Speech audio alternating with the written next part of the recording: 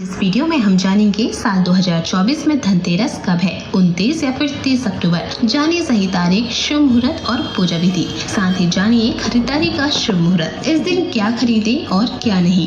दोस्तों, हिंदू धर्म में धनतेरस पर्व का विशेष महत्व होता है। धनतेरस का पर्व दिवाली की शुरुआत का प्रतीक है। इसे धन त्रयोदशी या धनवंतरी त्रयोदशी के नाम से भी जाना जाता है। हर साल धनतेरस का त्योहार कार्तिक महीने के कृष्ण पक्ष की त्रयोदशी तिथि को मनाया जाता है। इस दिन धन के देवता कुबेर जी और माता लक्ष्मी जी के साथ ही धनवंतरी देव की पूजा की जाती है। प्राचीन मान्यताओं के अनुसार धनतेरस के दिन भगवान विष्णु जी के अवतार भगवान धनवंतरी जी का जन्म हुआ था। अतः धनतेरस के दिन माता लक्ष्मी, कुबेर और धनवंतरी जी की पूजा की जाती है। इस दिन सोना, चांदी और धातु खरीदना भी काफी शुभ होता है। धनतेरस पर शुभ चीजों की खरीदारी करने से उस चीज में 13 गुना अधिक वृद्धि होती है।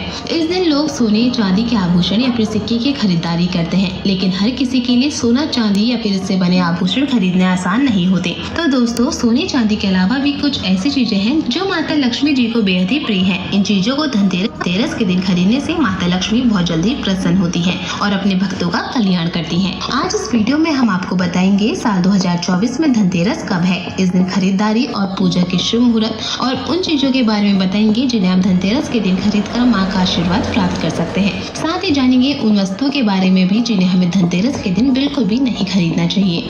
इससे पहले अगर आपने हमारा चैनल एस्ट्रोलॉजी टिप्स हिंदी में सब्सक्राइब नहीं किया है तो आज सब्सक्राइब करें। यदि आप भी इस धनतेरस पर सोने, चांदी, बर्तन, झाड़ू या फिर घर का कोई सामान खरीदने वाले हैं तो आपको इस बार खरीदारी के 2 शुभ मुहूर्त मिलने वाले हैं, जिसमें एक मुहूर्त दिन का होगा और एक पूजा के शुभ मुहूर्त के बारे में। धनतेरस के दिन प्रदोष काल यानी शाम के समय धनवंतरी देव, कुबेर महाराज और माता लक्ष्मी जी की पूजा की जाती है। धनतेरस पर प्रदोष काल की पूजा का शुभ मुहूर्त शाम 6:31 से रात 8:13 तक रहेगा।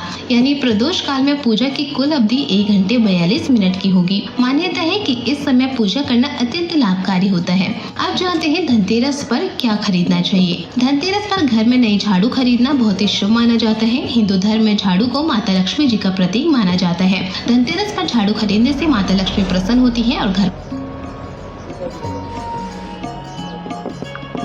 लोक में रहने स्वस्तिक के ऊपर फिर जाता है। जय माता दी।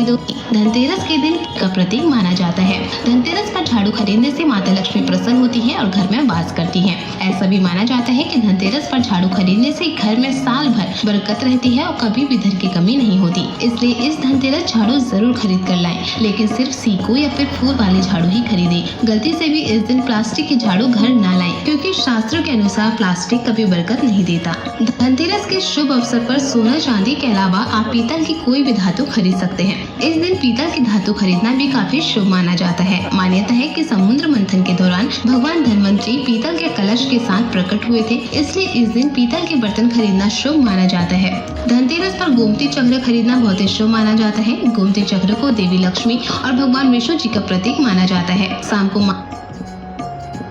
जय माता दी। दोस्तों, स्वागत है आपका आपके इस पर गोमती चक्र खरीदना बहुत ही शुभ माना जाता है। गोमती चक्र को देवी लक्ष्मी और भगवान विष्णु जी का प्रतीक माना जाता है। शाम को माँ लक्ष्मी जी के पूजन के दौरान गोमती चक्र की भी पूजा करें। पूजा के बाद इन्हें धन स्थान या फिर अपनी तिजोरी पर रख दें। माना जाता है कि इससे आपके धन में वृद्धि होती है।